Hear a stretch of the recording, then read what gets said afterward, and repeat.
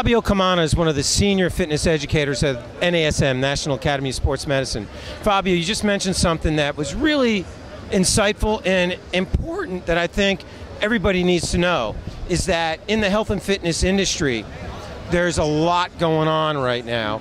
Yet what we do as strength, performance enhancement specialists, corrective exercise specialists is different. And why? Well, the idea is basically that when we look at the industry in general, we have obviously technology advancing. And the biggest concern that we have is while the equipment and the exercise advance, the unfortunate reality is the population in general has kind of fallen behind. And so we have this rift that's developed. And so when we start looking at all the certification agencies out there, traditionally they've been very program-centric. You know, we give you all this wonderful science and then we kind of leave it to the fitness professional to kind of digest and disseminate that information and then just kind of put it to practice. But everything has been driven around programming. The National Academy, like doing body sculpting class, or core and strength, or stop Pilates, when you say program-centric. Yeah, exactly. And so what we've seen now is that when we look at the organizations, we see one organization, the National Academy of Sports Medicine. And they, from their origins, coming out of physical therapy, have been very movement-centric. And given this concern that we're having with the general population where, you know, exercise is almost becoming dysfunctional, there's actually a growing need now to really press upon people the urgency and the importance of learning or training your body how to move before you even think about exercises. That's interesting. Dysfunctional exercise. That's a very paradox in terms. It actually is. And you know, exercise, we all know, has research tells us all these wonderful benefits from exercise. But the question is, if the body's not prepared for that, in other words, we don't have the appropriate levels of stability and mobility, then number one, technique is compromised. And number two, that's going to lead to chronic overuse conditions. And therefore, exercise becomes dysfunctional. We need exercise to be functional. We always hear this term functional training, and everyone kind of coins that phrase.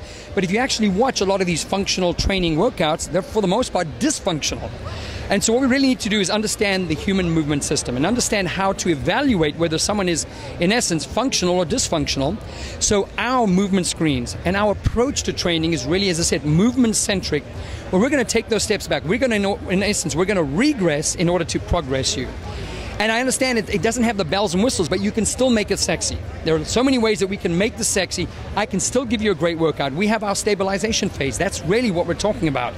And in that, we can still put this, you know, the spin and the sex appeal into it. But and for the most part, the consumer or the end user probably doesn't know the difference. But the fitness professional, the practitioner, is really taken through a systematic approach, like the OPT model, like the 4 stages of the corrective exercise, you know, sort of platform. And what we're doing is we're teaching people, teaching them how to move, so that when they do get into those exercises and they go do their crazy workouts, they're going to be functional and not dysfunctional. We want exercise to be a positive, memorable experience. And if you're in pain, there's no way it's positive and memorable. Who else is doing functional corrective exercises out there? Well, actually, no. Everyone claims to be doing functional, but if you look at it, who's actually teaching movement? I take that back. So who's movement-centric out there? No, I mean, if there are some people out there that are teaching movement. You know, they're teaching bits and pieces, but no one has actually taken this concept of movement and given a systematic approach to training like we have with the OPT. So really, if you ask me who's doing it, there's only one organization, that's NASM. Well, it sounds good to me. It's been an asset to me. It's an asset to my patients. It really helps me pinpoint what they need and gives them the tools they need to move forward. And motion is life. Absolutely. Body's designed to move, and what it's supposed to do is developed under the stress of movement. And that movement needs to be basically functional in order to allow the appropriate levels of stability and mobility to develop. If not, you're just breaking the body down. And it's just a matter of time, probably not today, but it's going to be a matter of time before they come knocking on your door. Well, we want them knocking them in for prevention, not because of injury. Good, exactly. So if someone's watching this, what do they need to do if they want to get to that next level with their health and fitness? They're committed to starting to work out or work with the trainer. What should they do, Fabio? Well, number one, I always tell people, listen to your body. If your body's in pain, it tells you something's wrong. If you're spending your day in and day out with muscle discomfort, listen to your body. It's telling you something's not right.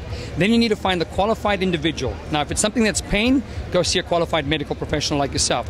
If it's something that's just related to just, you know, the average discomforts from muscle imbalance, then go find a qualified NASM certified personal trainer or corrective exercise specialist. Let them make the evaluations on you. Let them make you aware, and remember, they can make you aware, but you've got to have intention. But they can create that systematic approach to allowing you to live pain-free.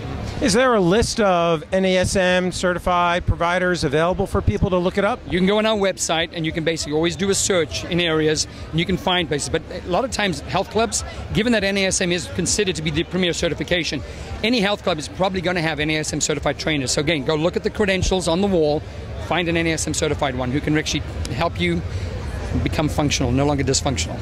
We like that, being functionally functional. Hey, Fabio, thank you very much for your time. Senior fitness instructor at National Academy of Sports Medicine. Keep up the good work. Thank you.